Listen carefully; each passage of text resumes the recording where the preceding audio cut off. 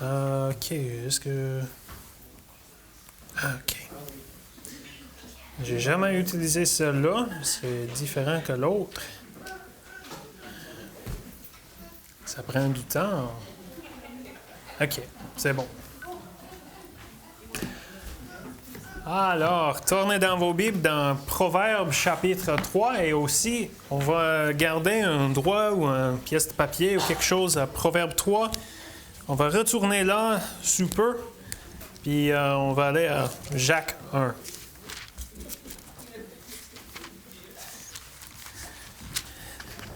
C'est bon de voir des enfants qui donnent des sourires, la joie. Comme Pasteur Roy a dit souvent, c'est leur ministère de donner des sourires à tout le monde. En tout cas, on va parler aujourd'hui, de la sagesse.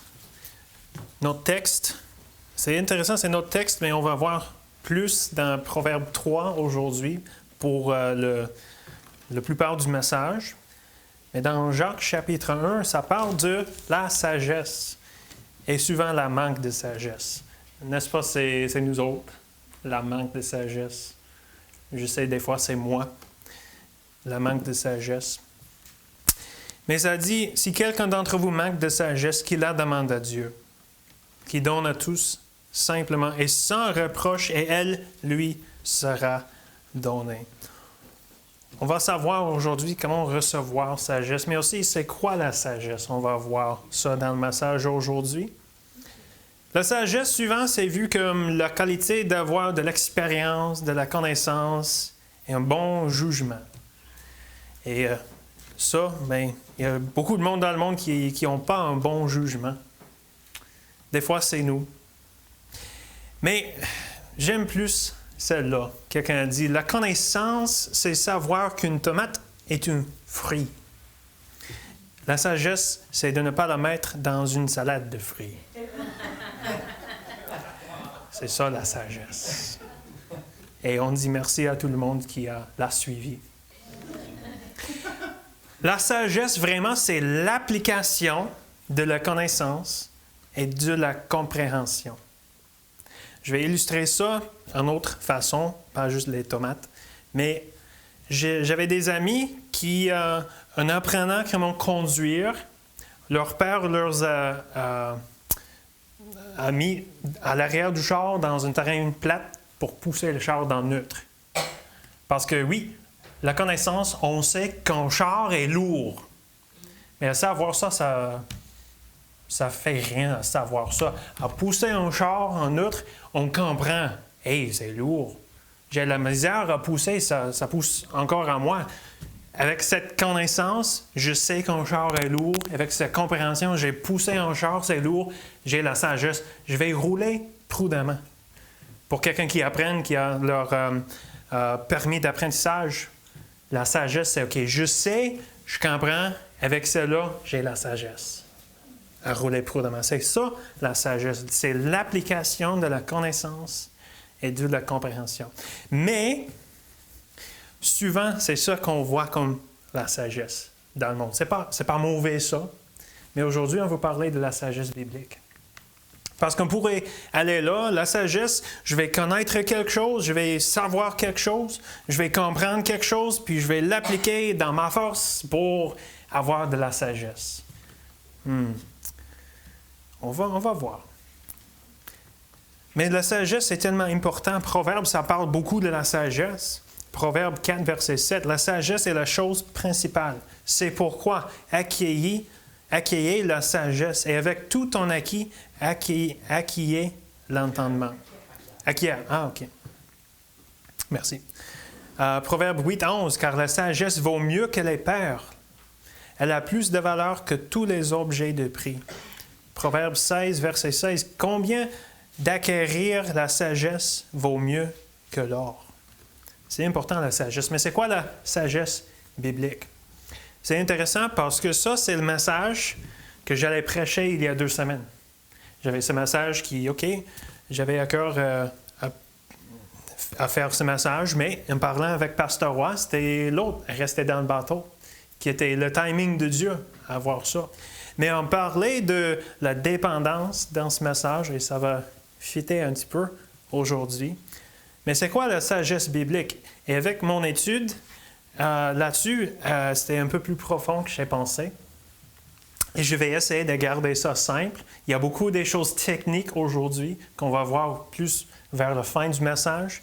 Alors, j'espère que vous avez vos ceintures aujourd'hui pour rester avec moi. C'est beau ce qu'on va voir. Mais c'est intéressant parce que la sagesse au sens biblique du terme est bien plus que la sagesse qu'on définit dans notre langue française. Comme j'ai dit, l'application de connaissance et de compréhension. Pour nous, la sagesse, c'est simplement ça, c'est la connaissance, l'information, la compréhension. Pourtant, pour les auteurs de la Bible, la sagesse était un mot de relation. Et ça, c'est tellement intéressant. On va revenir là-dessus tantôt. On ne va pas voir ça en ce moment, mais c'est important à savoir que la sagesse, ça parle d'une relation. C'est relationnel, la sagesse, dans la Bible. Job 28, ça dit, c'est Jésus, c'est Dieu qui parlait, après que, je pense que c'est Dieu qui a répondu à les 3 amis de Job, puis à Job aussi. Il dit à l'homme, voici, la crainte du Seigneur, c'est la sagesse. Proverbe 9, verset 10, ça dit, le commencement de la sagesse, c'est la crainte de l'Éternel. Mais c'est quoi la crainte de l'Éternel? Et c'est important définir cela aussi parce que, oui, la crainte de l'Éternel, ce n'est pas la peur dans le sens que, OK, j'ai la peur que si je ne suis pas le chemin de Dieu, ça va mal virer. C'est plus la crainte de l'Éternel, je vais définir comme la crainte de l'Éternel, c'est un respect pour lui qui découle d'une relation intime avec lui. Même la crainte de l'Éternel, ce n'est pas quelque chose de « Dieu est là, puis j'ai une crainte de lui. » Non, ça découle d'une relation intime avec lui. La crainte de l'Éternel, c'est se soucier de ce qu'il veut et la foi de lui faire confiance que sa voie est la meilleure. C'est la confiance avec un respect, pas juste dans le sens de la crainte de Dieu versus la crainte de l'homme. J'ai une crainte pour Dieu. Non, c'est un respect. Okay, Dieu, qu'est-ce que tu veux là-dedans? J'ai une relation intime avec toi, puis j'ai un respect, j'ai un souci pour ce que tu veux. C'est ça, la crainte de l'Éternel. Puis aussi, la crainte de l'Éternel, c'est la sagesse. Alors, peut-être dans les 3 choses qu'on va voir aujourd'hui, c'est quoi la sagesse? On pourrait aussi dire, c'est quoi la crainte de l'Éternel? Les 3 choses qu'on va voir aujourd'hui s'appliquent à 2. La sagesse, puis aussi la crainte de l'Éternel. C'est intéressant. Alors d'abord, on va prier et on va plonger dans le message d'aujourd'hui. Seigneur, je te remercie pour aujourd'hui. Merci que tu nous donnes ta sagesse et aide-nous, Seigneur, alors qu'on voit c'est quoi la sagesse, c'est quoi la crainte de l'Éternel. Seigneur, c'est vraiment un message qui vient de toi. Et Seigneur, aide-moi de ne pas essayer à dire des choses, mais de rester que, Seigneur, je pense que tu es bien capable de prêcher ton message à les cœurs.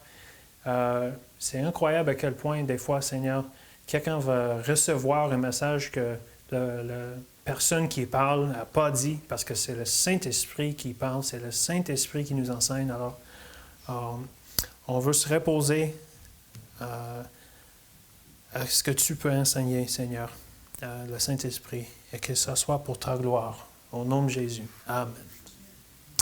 D'abord, c'est quoi la sagesse biblique? La sagesse, c'est d'avoir votre dépendance en Dieu.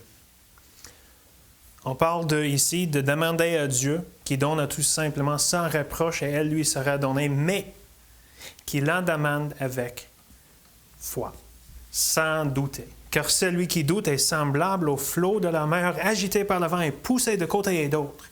Et vraiment, l'idée que je vois là, c'est d'avoir une dépendance en Dieu. Une dépendance dans le sens que c'est le Seigneur qui donne la sagesse. Ça parle en Proverbe 2, verset 6, car l'Éternel donne la sagesse. Ça ne vient pas de moi. Ça nécessite une dépendance en Dieu. Dépendance, ça parle de l'état de quelqu'un qui est soumis à l'autorité d'autrui, état ou situation de quelqu'un d'un groupe qui n'a pas son autonomie par rapport à un autre, qui n'est pas libre d'agir à sa guise. C'est l'idée vraiment de Dieu, c'est vraiment aussi la crainte de l'Éternel. Qu'est-ce que tu veux? Et quand ça dit qu'il demande avec foi sans douter, et aussi quand ça dit un homme irrésolu, inconstant de toutes ses voies, quand on commence à faire dépendance, à se confier à quelque chose, puis on recule un petit peu pour s'appuyer pour leur propre jambe dans ce sens-là, mais on est divisé. C'est ça que Pasteur Roy disait souvent sur ce passage. L'idée d'inconstant, irrésolu, c'est double pensée. OK, je fais confiance à Dieu, mais je confie en moi-même. C'est la doute. Ce n'est pas demandant avec la foi. C'est pourquoi ça dit qu'il demande avec foi, avec une totale dépendance en Dieu. Qu'est-ce que ça veut dire? Ça veut dire aussi à faire confiance quand ça ne fait pas de bon sens. C'est ça la dépendance. Ce n'est pas la sagesse. C'est ça la sagesse. Comme Simon a dit en Luc 5, verset 5, Jésus il a prêché, il a parlé à la foule, puis il a renversé, il a renvoyé le monde, puis il disait à Simon d'embarquer et pêcher. Sais-tu en québécois pêcher pour chercher des poissons, pas pêcher? Simon lui répondit, « Maître, nous avons travaillé toute la nuit sans rien prendre. » Et Jésus, je ne sais pas si tu sais, mais moi, je suis un pécheur. Jésus lui dit, « Je sais, je suis là pour te sauver. » Non, il est un pécheur. Il sait des choses, il a une connaissance. Seigneur, c'est pendant la nuit le meilleur temps pour avoir des poissons. J'ai fait. Je suis c'était sa vie de péché. Et Jésus a dit, lance dans le fond, go out into the deep, je pense que ça dit en anglais, mais Simon a dit, j'ai fait, mais sur ta parole, je jetterai le filet. Ça ne fait pas de bon sens à moi, Seigneur, mais je vais dépendre de toi. C'est ça la dépendance. C'est aussi, quand ça ne fait pas de bon sens, mais aussi quand c'est sa volonté et pas la nôtre. Et Jésus lui-même a dû apprendre cette dépendance. Marc 14, verset 36, il disait, « Abba, Père, toutes choses te sont possibles. Éloigne de moi cette coupe. Toutefois, non pas ce que je veux, mais ce que tu veux. » C'est ça la dépendance. La sagesse, c'est d'avoir votre dépendance en Dieu, sans doute et sans une confiance là, mais je vais... Quand ça dit, on va tourner maintenant en Proverbe 3. C'était cité ce matin. Confie-toi en l'Éternel de tout ton cœur et ne t'appuie pas sur ta sagesse, quand ça fait de bon sens à moi. Parce que oui, des fois, ça ne fait pas bon sens ce que Dieu veut que nous fassions. On ne va pas tourner là pour du temps, mais en Jean chapitre 2, verset 5, je vais tourner là juste pour lire, comme on s'est dit en français. Mais au mariage où Jésus est allé pour faire son premier miracle, il disait aux serviteurs de verser de l'eau dans les vases. Et Marie a dit aux serviteurs, sa mère dit aux serviteurs, « Faites ce qu'il vous dira. » C'est ça aussi la confiance, la dépendance. Les serviteurs au mariage, OK, c'est de l'eau. Je vais verser de l'eau d'un vase à un autre, puis je vais donner à... Seigneur, c'est de l'eau. Faites ce qu'il vous dira. Seigneur, qu'est-ce que tu dis? Je vais le faire. C'est ça la dépendance, c'est ça la sagesse, c'est ça la crainte de l'Éternel.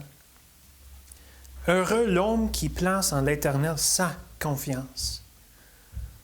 Proverbe 29, 25, ça dit, « La crainte des hommes tend un piège, mais celui qui se confie en l'Éternel est protégé. » Et souvent, les enfants qui me donnent des illustrations. J'aime ça. Pasteur Roy a fait quelque chose de similaire d'une autre façon. Quand les enfants se baignent dans une piscine ou, pour nous autres, au lac, on a un bon quai qu'on peut... c'est pour les bateaux, mais aussi c'est un peu plus profond au fond du quai. Puis j'ai dit pendant l'hiver à Lydia, « Hey, cet été, on va aller au lac, puis tu vas sauter du quai, puis je vais t'attraper, puis ça va être fun. Puis oui, papa, je vais le faire. Puis on est là, il y a une semaine, puis non, je ne vais pas sauter. Puis ce qu'ils font, Mathias aussi, il se rend là, puis c'est comme... C'est comme, OK, je ne veux pas dépendre de toi. Je veux que tu m'attrapes, mais je veux que je sois là aussi pour moi. Aussi, c'est comme, OK, moi, je vais sauter si tu me tiens. Il prend mes mains pour garder mes mains là. Si tu me tiens, déjà, oui, je vais. Mais pour... Non, pas encore. Ça prend tranquillement. Mais c'est ça la dépendance. C'est ça le complet. Je ne sais pas ce qui va se passer, mais j'ai confiance en mon Dieu. À pas appuyer sur ta propre sagesse. L'idée de, je vais garder mes pieds là. Non, ça ne marche pas. La sagesse, c'est d'avoir votre dépendance en Dieu. Mais deuxièmement, la sagesse, c'est d'avoir un désir pour Dieu. Verset 6 de maintenant Proverbe 3. Reconnais-le dans toutes tes voies. Qu'est-ce que ça veut dire de reconnaître Dieu dans toutes nos voies? C'est vraiment de le connaître. C'est ainsi que l'on pourrait traduire l'hébreu de le connaître. Maintenant, je vais lire une citation c'est John Gill qui a dit cela, c'est bon. De reconnaître-le dans toutes nos voies, c'est reconnaître que Dieu est celui qui agit dans nos vies. Reconnaître Dieu dans toutes ses voies peut être décrit de la manière suivante. Mettez-le devant vous. Ayez-le toujours en vue. Considérez-le comme toujours présent avec vous, observant chacun de vos pas, et ne faites pas un pas sans son autorisation et sans son conseil. Demandez la sagesse à celui qui donne généreusement, consultez sa parole et faites des Écritures vos conseillers. Prends-le pour guide, observe les pas de sa providence, suis l'agneau partout où il va, ne marche pas selon la chair, mais selon l'esprit. Quand les choses vont mal, soumets-toi à sa souveraineté. Arrête-toi et sache qu'il est Dieu, qu'il fait tout bien pour sa propre gloire et pour le bien de son peuple. Et quand les choses réussissent, donnez-lui la gloire de tout. Reconnaissez sa main dans tout cela et la plénitude de tout cela. Reconnaissez que tout ce que vous avez dans la providence et la grâce vient de lui. C'est ça que John Gill a dit, c'est ça de reconnaître Dieu. Et je vois dans tout ça, c'est d'avoir un désir pour Dieu. C'est ça la sagesse. Dans les situations, dans les décisions à faire, dans les choses qui vont bien ou vont mal, c'est toute l'idée de, comme la question qui vient, comment, quand, quoi, qui. On désire Dieu. Dans toutes nos affaires, dans toutes nos situations, c'est pas de faire la bonne chose, c'est pas éviter de faire la mauvaise chose, c'est je désire Christ. C'est ça la sagesse. On va tourner en Galates 4. Je vais résumer tout ça pour ne pas lire, c'est un large passage, mais au livre du Galates, c'était le problème des légalismes. Dans le sens que les œuvres de la chair, la sanctification par les œuvres. On ne va pas lire beaucoup de choses pour le contexte, mais c'est ça que Paul a dit souvent à les Galatiens. Je pense que c'est chapitre 3, dans le sens que est-ce par les œuvres de la loi que vous avez reçu l'Esprit ou par la prédication de la foi? Êtes-vous tellement dépourvu du sang? Après avoir commencé par l'Esprit, voulez-vous maintenant finir par la chair? C'est ça dans Galates 3 qui donne contexte à ça. Il voulait suivre la loi. Et il parle dans Galates 4, je vais résumer tout ça. Il parlait des héritiers, les enfants qui n'étaient pas les esclaves, qui n'étaient plus des esclaves. Ils étaient des enfants, mais verset 4, lorsque les temps ont été accomplis, Dieu a envoyé son Fils, né d'une femme, né sous la loi, afin qu'il rachète ceux qui étaient sous la loi, afin que nous recevions l'adoption. Ça parle, OK, on est des fils. Auparavant, autrefois, verset 8, nous connaissons pas Dieu, vous servez des dieux qui ne le sont pas de leur nature. Mais à présent que vous avez connu Dieu, ou plutôt que vous avez été connus de Dieu, comment retournez-vous à ces faibles et pauvres principes élémentaires auxquels vous voulez vous asservir encore? À suivre la loi? Puis, pour voir encore verset 17, chapitre 6, c'est intéressant, Sébastien a partagé quelque chose que ceux qui ont voulu que les Galatiens soient circoncis encore, pas les rendre sous l'esclavage encore de les œuvres de la chair.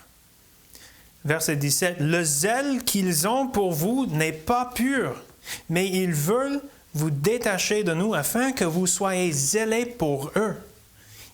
Il est beau d'avoir du zèle pour ce qui est bien, et en tout temps, non pas seulement quand je suis présent parmi vous, mais, mes enfants, pour qui j'éprouve de nouveau les douleurs de l'enfantement, jusqu'à ce que Christ soit formé en vous. » C'est ça l'idée. La sagesse, c'est d'avoir un désir pour Dieu. C'est pas à suivre la loi, parce que oui, des fois, on voit et on va aller super les deux arbres, on va parler de ça aujourd'hui. L'idée de faire ce qui est bon, à pas faire ce qui est mal, à suivre la loi, à avoir un zèle, à faire des bonnes choses, mais Paul il dit, jusqu'à ce que Christ soit formé en vous. Ayez un désir pour lui. C'est ça la sagesse.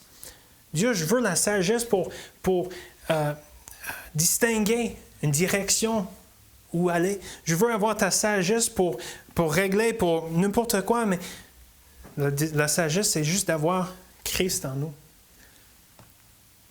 Maintenant, on va revenir à ce concept de le mot sagesse pour les auteurs de la Bible, c'était relationnel. C'est ça que ça devient technique. Restez avec moi. J'ai essayé de le faire simple parce que c'était beaucoup que j'ai recherché, je ne m'attendais pas à trouver tout ça. Mais il est important de savoir qu'il existe 3 mots pour désigner la sagesse en hébreu. Dans les Proverbes, Salomon utilise le mot chakema, ça se peut que c'est chakema, pour désigner la sagesse, et il le met au féminin. Pourquoi la sagesse est-elle considérée comme féminine? Et souvent, on parle même en français ou même en anglais, ça parle de elle fait des choses, elle fait des choses. Pourquoi c'est féminine? Beaucoup de rabbins pensent que c'est parce qu'il s'agit d'une sagesse qui vient de l'intimité et de la connaissance de son cœur, comme une femme est intime avec son mari, et dans cette intimité, elle connaît et comprend son cœur comme il comprend le sien. C'est le premier mot, chakama. Je vais dire de même parce que je pense qu'en hébreu, c'est ch et pas ch. Ensuite, nous avons le mot pour la sagesse, tel qu'il se trouve dans Genèse 3:6, qui parle de l'arbre de la connaissance du bien et du mal. Dans le livre d'Enoch, et Enoch, c'est un livre dans l'Apocryphe, qui n'est pas dans la Bible, mais ça parle des histoires. Mais en tout cas, dans ce livre-là, il est appelé l'arbre de la sagesse. Et dans ce livre, qu'y a-t-il donc de mal à apprendre la sagesse? Le mot utilisé ici dans le livre d'Enoch est aussi le mot en hébreu pour un autre type de sagesse. C'est le même mot utilisé en Genèse 3:6 quand Ève a vu le fruit de l'arbre qui était désirable pour rendre quelqu'un sage. Et ce mot pour sagesse, c'est le deuxième mot pour sagesse, c'est chakal. Les lettres de Chakam, c'était CH. Je vais écrire là. C'était CHAKEMAH. Mais Shakal, c'est SHAKAL. Chakama et Shakal signifient tous deux sagesse. Et si vous les recherchez dans le lexique, vous verrez qu'ils signifient sagesse. Mais leur signification est légèrement différente. Chakem est une sagesse qui vient du fait de s'unir à Dieu et de lui permettre de vous remplir de sa connaissance cachée. Cette sagesse se réfère à la connaissance acquise par l'intimité avec Dieu, leur relation. Le troisième mot en hébreu et aussi en araméen pour désigner la sagesse, c'est le mot ginosko en grec pour désigner la connaissance. C'est le même mot que Marie a utilisé lorsqu'on lui annonçait qu'elle aurait un enfant et qu'elle a demandé comment cela était possible puisqu'elle ne connaissait pas d'homme. Le mot qu'elle utilise, je connais pas d'homme, c'était ginosko dans le grec. Autrement dit, elle n'avait aucune relation intime avec un homme. Le mot araméen, c'est yida, et comme le mot hébreu yada, qui signifie acquérir une connaissance en connaissant quelqu'un intimement. Il s'agit généralement d'une sagesse ou d'une connaissance issue d'une relation amoureuse ou d'une relation d'affaires. Il peut s'agir de l'un ou de l'autre ou des deux. L'hébreu, c'est complexe, oui. En anglais, c'est un peu plus simple.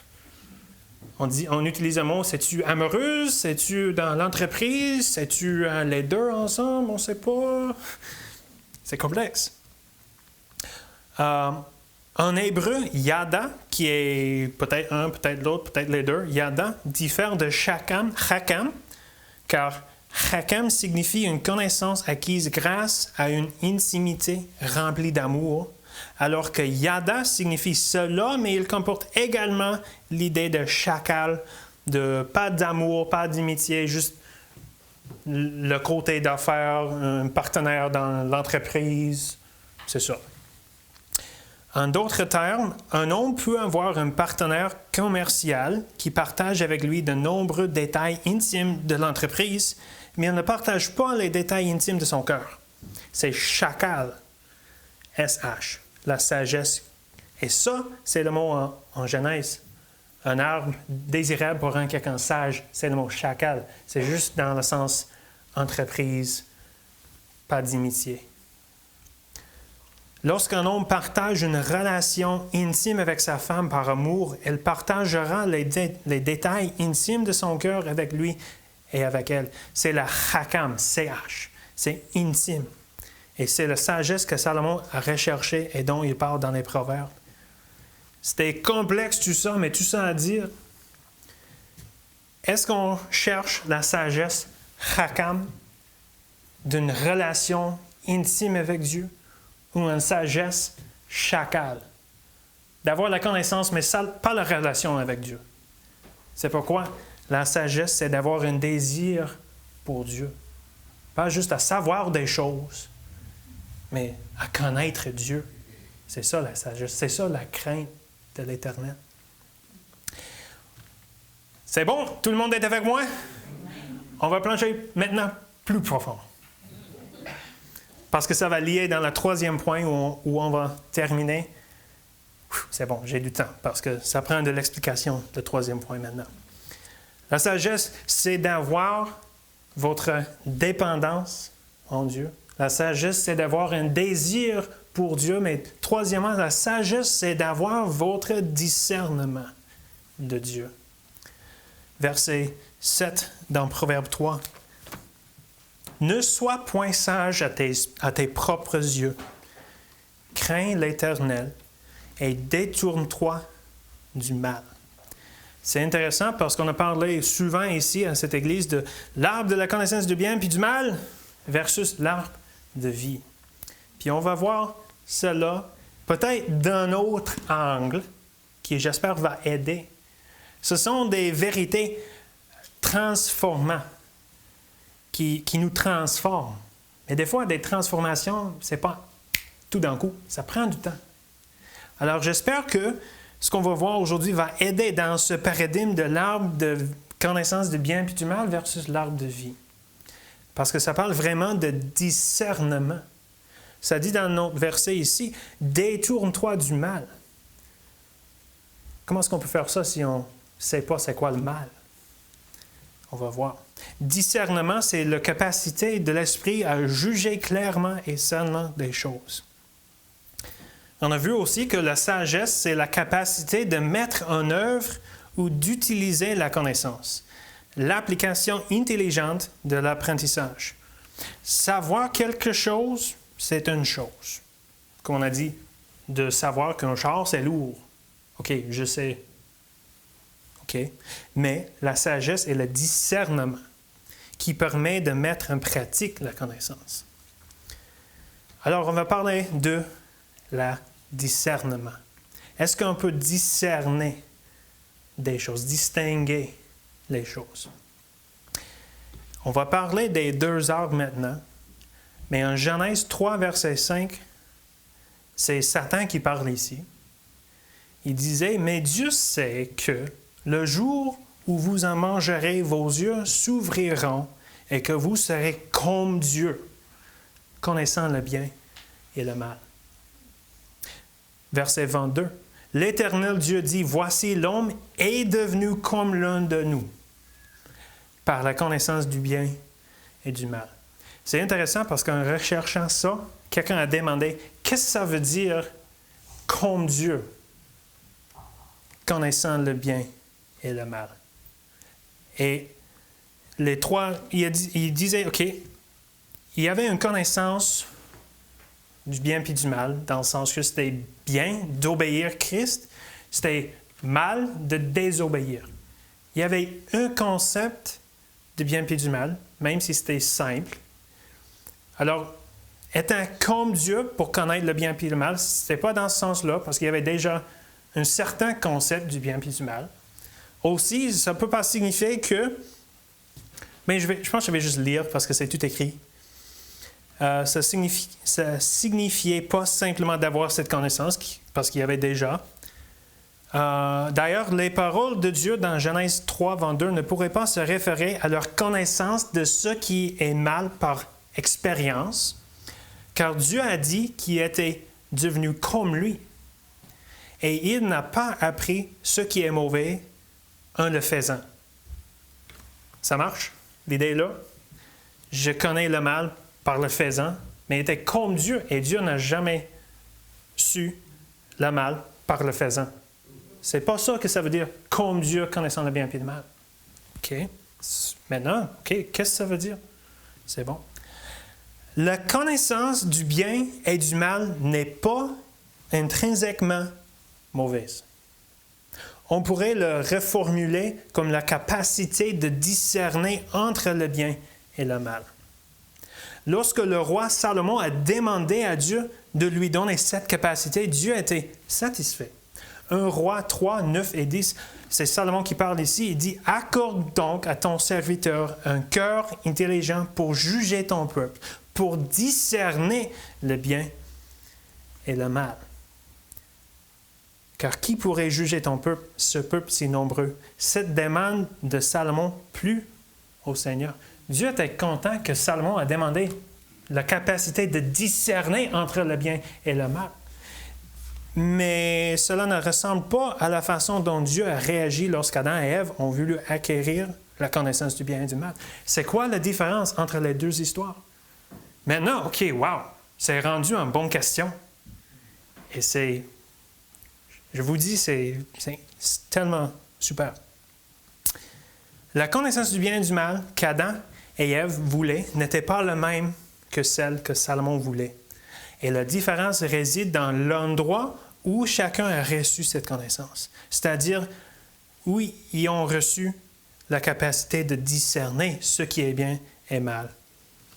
Et la sagesse d'appliquer cette connaissance. La connaissance du bien et du mal est le pouvoir de décider par soi-même ce qui est bon et ce qui est mal, et d'agir en conséquence. Une revendication d'indépendance morale totale. Je vais le lire encore. Dans le texte de Genèse 3, quand Adam et Ève ont reçu la connaissance du bien puis du mal, cette connaissance du bien et du mal, c'est le pouvoir de décider par soi-même ce qui est bon et ce qui est mal, et d'agir en conséquence. C'est une revendication d'indépendance morale totale. OK, wow, c'est intéressant, non? Maintenant, le fait de manger l'arbre ne représentait pas seulement une violation du premier commandement de Dieu, cela représentait aussi le fait que Adam et Ève substituaient librement leur propre jugement et leur prétention à pouvoir juger par eux-mêmes de ce qui est bon et de ce qui est mal. Il y avait leur propre discernement. C'était l'idée de Dieu, tu m'as dit, mange pas de cet arbre-là, mange de celle-là.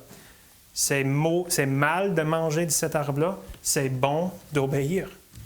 Je vais discerner pour moi-même ce qui est bon, ce qui est mal.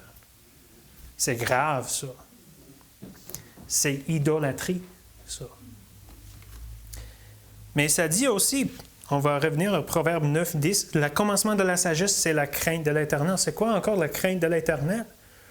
On a parlé de la crainte de l'Éternel comme un respect pour lui, qui découle d'une relation intime avec lui. Adam et Ève, ils marchaient physiquement avec Dieu. Le Christophonie. Il était là, présent avec eux. Il était une relation intime. Et le crainte de l'Éternel, c'est un respect. Je ne vais pas faire cela parce que j'ai un respect pour Dieu. Et elle dit, je ne vais pas faire ça. Je ne veux pas faire ça. J'ai une crainte de l'Éternel. Écoutez bien celle-là. Si Adam et Ève craignaient Dieu et respectaient son commandement de ne pas essayer d'acquérir la connaissance du bien et du mal à partir de l'arbre, ce faisant, ils obtiendraient la connaissance et la sagesse. Ainsi, en s'abstenant d'essayer d'acquérir la connaissance et la sagesse par eux-mêmes, par mangeant de l'arbre, mais en craignant l'Éternel et en obéissant, ils obtiendraient la connaissance et la sagesse, car la crainte de l'Éternel est le commencement de la sagesse et la connaissance. Voyez-vous ça? C'est complexe, mais l'idée que de craindre l'Éternel, c'est ça la sagesse. S'ils n'essayaient pas d'acquérir la sagesse par eux-mêmes, mais en craignant l'Éternel, ça donne la sagesse. Mais c'est la dépendance, c'est aussi le discernement. Est-ce que je vais discerner pour moi-même ou est-ce que je vais faire confiance à la discernement de Dieu? La différence est qu'ils recevraient le discernement de Dieu et non d'eux-mêmes.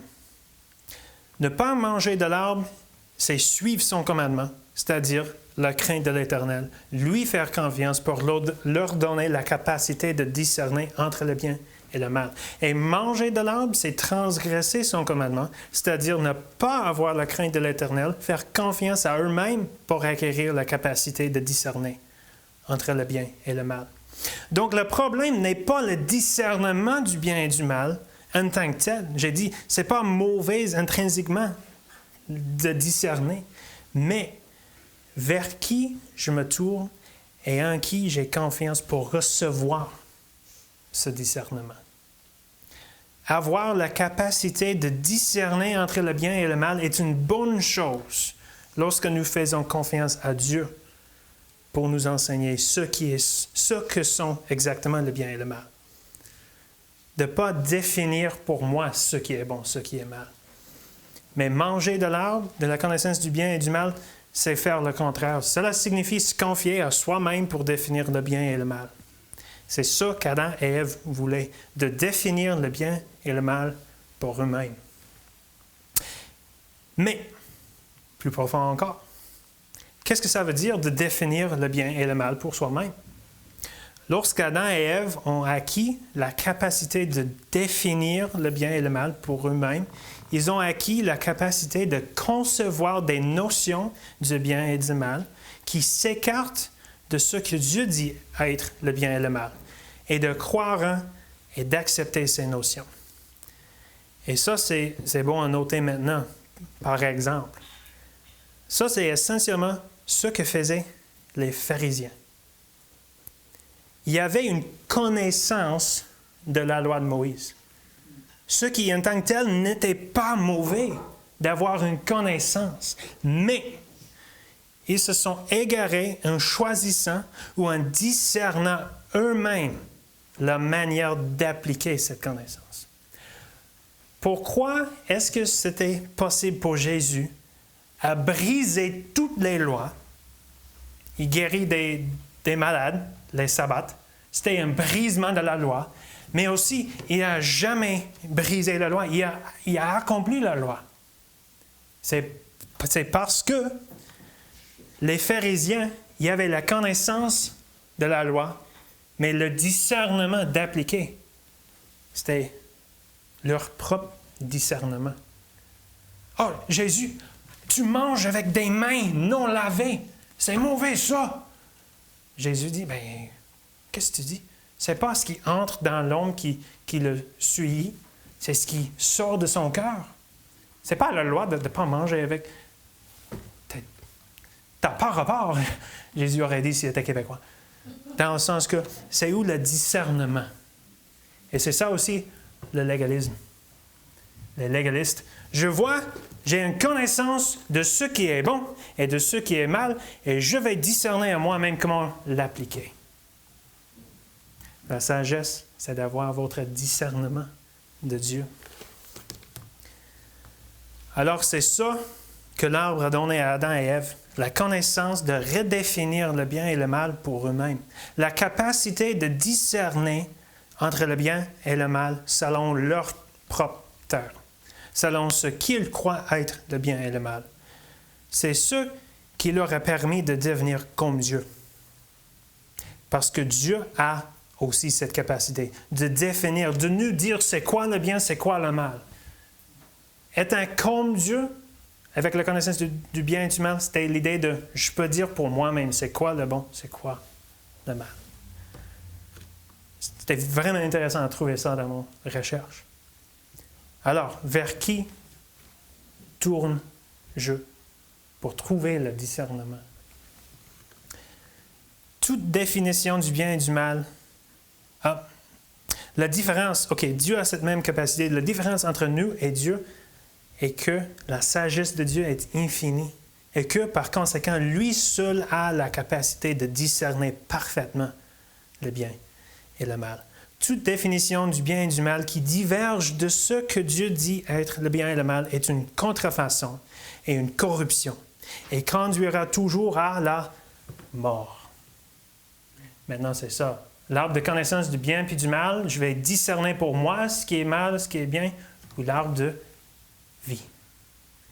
Si j'ai le discernement en moi-même, c'est la mort, parce que c'est une corruption de se confier en Dieu. La dépendance, le désir pour Dieu, le discernement. Dieu, tu as le droit de décider c'est quoi le mal, c'est quoi le bien. C'est pas mauvais pour moi d'avoir ce discernement, au moins que le discernement vienne de lui et pas de moi. C'est pourquoi, dans le paradigme des deux arbres, l'arbre de la connaissance du bien et du mal apporte la mort au lieu de la vie parce que le discernement, pour appliquer cette connaissance, vient de la chair et non de Christ en nous. La vie et la mort choisissent la vie. Maintenant, j'ai 3 passages que je vais lire pour conclure. Parce qu'on a vu beaucoup de bonnes choses et on va trouver maintenant la sagesse de l'appliquer. Je vais commencer Hébreux 5, 12 à 14. Vous, en effet, qui depuis longtemps devriez être des maîtres, vous avez encore besoin qu'on vous enseigne les principes élémentaires des oracles de Dieu. Vous en êtes venus à avoir besoin de lait et non d'une nourriture solide. Or, quiconque en est au lait n'a pas l'expérience de la parole de justice, car il est un enfant. Mais la nourriture solide est pour les hommes faits, pour ceux dont le jugement est exercé par l'usage à discerner ce qui est bien et ce qui est mal. Oh, on a cette phrase-là, le bien et le mal.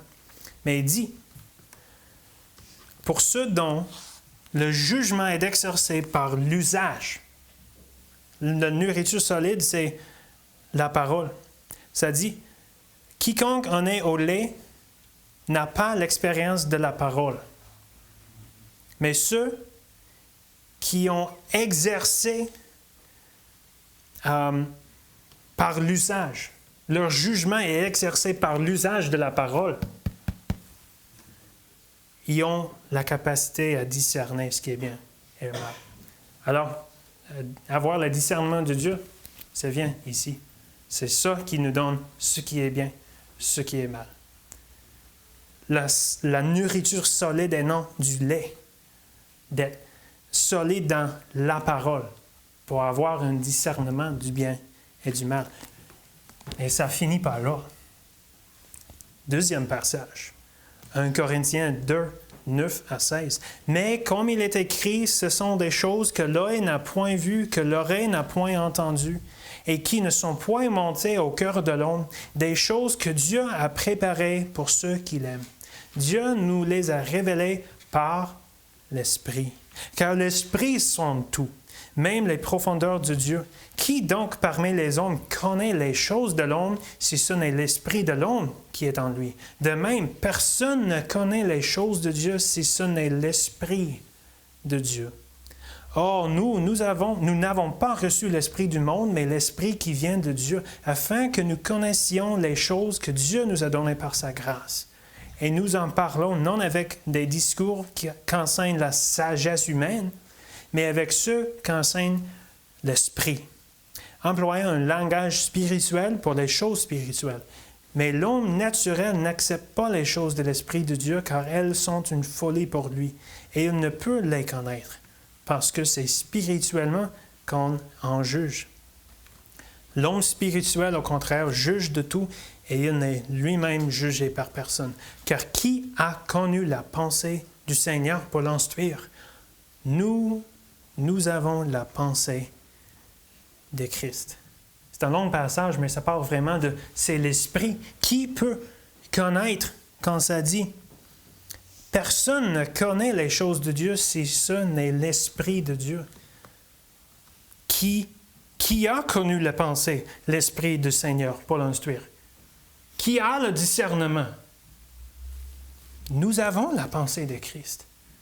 Parce que ça dit dans Jean 15, 26, « Mais le Consolateur, l'Esprit Saint, que le Père enverra à mon nom, vous enseignera toutes choses. » Jean 16, 13, « Quand le Consolateur sera venu, l'Esprit de vérité, il vous conduira dans toute la vérité. » Il vous conduira dans la sagesse. Une phrase qui va terminer tout ça. La sagesse, c'est le Saint-Esprit qui nous guide à travers la Sainte Parole pour nous donner le discernement de Dieu. C'est ça la sagesse. D'avoir votre dépendance en Dieu. Pas irrésolu, une pas confiant en Dieu, une pas confiant en moi, divisé, agité par le vent et poussé de côté à l'autre. C'est pas stable. La seule stabilité, c'est se confier complètement en Dieu. C'est d'avoir un désir pour Dieu. Oui, il y a des choses du bien, puis du mal, puis de vie, puis de mort, mais je désire Christ. Et quand on a un désir pour Christ, on va avoir notre discernement de lui, d'avoir, oui, la parole, le jugement exercé par l'usage pour discerner le bien puis le mal, par l'Esprit. Parce qu'il y a deux choses, il y a deux fois d'être trompé dedans. Des gens qui disent « l'Esprit m'a dit ça, l'Esprit m'a dit ça ». Si ça ne fit pas avec cela, ce n'était pas l'Esprit de Dieu. C'était une tromperie. C'est du Satan. C'est la connaissance du bien et du mal. C'est l'arbre de connaissance du bien et du mal. Parce que ça ne fit pas avec la parole. Ça, c'est évident. L'autre côté. Je vais voir quelque chose qui est bon, qui est de la parole, mais je ne dépends pas de l'Esprit. C'est ça le légalisme. Celui qui est Galates 6. Je n'ai pas mémorisé. C'est où Galates? C'est dans le milieu. Tu sais Galates 6.1? Frère, si un frère vient chercher en faute, vous qui êtes spirituel, redressez-le avec un esprit de douceur. Et faites attention de ne pas être tenté les autres aussi. C'est ça. Si un homme vient être surpris une faute, vous qui êtes spirituel, redressez-le avec un esprit de douceur. OK, je vois le discernement par la parole, ce qui est bien, ce qui est mal. Tu es dans une faute, je vais t'aider.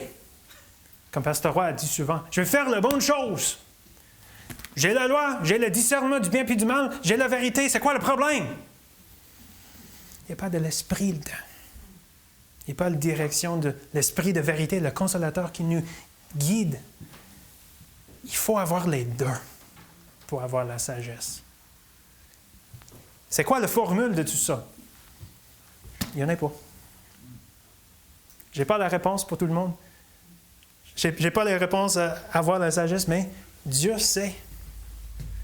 S'il y en a une dépendance en lui, s'il y en a un désir pour lui, puis le discernement de lui pour voir ce qui fit avec la parole, qui est l'esprit, il vous conduira dans toute la vérité. Et c'est tout ça. C'est pas si compliqué. C'est pas plus compliqué que ça. Oui, il n'y a pas une formule, il n'y a pas une réponse solide, sauf que quand on dépend de lui, un désir pour lui, puis il reçoit le discernement de lui. C'est ça la sagesse, c'est ça la crainte de l'Éternel. J'ai vu Oui, ça me fait penser, on revient tout à l'esprit de tout tantôt, c'est un mot en français qui traduit vraiment bien qu'est-ce que la sagesse divine, autrement dit. Là. C'est, Lamartine le traduit vraiment bien dans la Bible de Martin. Ça dit la souveraine sapience. Sapience, c'est la sagesse divine de Dieu. Puis quand on est vraiment focusé sur lui, ou qu'on est vraiment en relation intime avec lui, ben lui nous donne sa sagesse. Parce que la sagesse vient de lui. C'est ça. Et c'est ça aussi le focus dans chaque point aujourd'hui, Dieu. Ouais. C'est ça la sagesse. Oui, c'est l'application de connaissances et de compréhension discernée par l'esprit et par la chair. Et j'espère que ça soit en aide pour nous tous. Puis aussi, le paradigme de l'arbre de connaissance du bien et du mal, l'arbre de vie. La connaissance du bien et du mal, c'est pas mauvais. Si le discernement vient de l'arbre de vie. La crainte de l'Éternel et la sagesse. Prions. Seigneur, merci pour ta parole. Merci pour ton esprit. Et Seigneur, je veux prier justement pour nous tous, oui, mais aussi pour les églises qui essaient de discerner le bien et le mal. Ce n'est pas mauvais en tant que tel d'avoir ce discernement. Sauf que si on applique la Bible, puis ce qui est bon, puis en fait la loi, sans ayant Christ formé en nous, sans l'Esprit qui nous guide, ça peut être toutes les bonnes choses. Et oui, tout comme j'ai partagé en toute simplicité avec mon ami qui ça lui frappait à cœur, de faire la bonne chose sans la foi ne plaît pas à Dieu. Et vraiment, Seigneur, c'est ça qu'on a appris pendant des années ici, 3-4 années, mais simplement, Seigneur, aujourd'hui, de voir ça à un autre angle, à un autre côté, de voir ça à nouveau. Et Seigneur, simplement, on veut dépendre de ton esprit qui est le seul qui peut nous guider, qui peut nous conduire dans tout ça. De ne pas être sage à nos propres yeux, mais à craindre l'Éternel, détournant du mal. S'appuyant pas sur nos propres sagesses, mais de te reconnaître en toutes choses. Et tu aplaniras nos voies. Seigneur, merci que c'est toi qui nous donne librement et qu'on puisse avoir la foi sans douter pour recevoir ta sagesse. Oui, individuellement, mais aussi, Seigneur, en tant qu'Église, pour rayonner de ta gloire, de ta parole pour les perdus autour de nous, d'avoir, comme ça dit, je ne sais pas si c'est traduit de même en français, mais « walk in wisdom towards them that are without », de marcher avec sagesse pour ceux qui sont dehors. Cette sagesse qui ne vient que de toi, Seigneur. Continue, Seigneur, à faire ton œuvre ici, dans nos cœurs. Et oui, comme j'ai prié, parle à les cœurs les choses que j'ai même pas dit. Que ce soit ton esprit qui prêche ton message pour tes peuples aujourd'hui. Au nom de Jésus. Amen.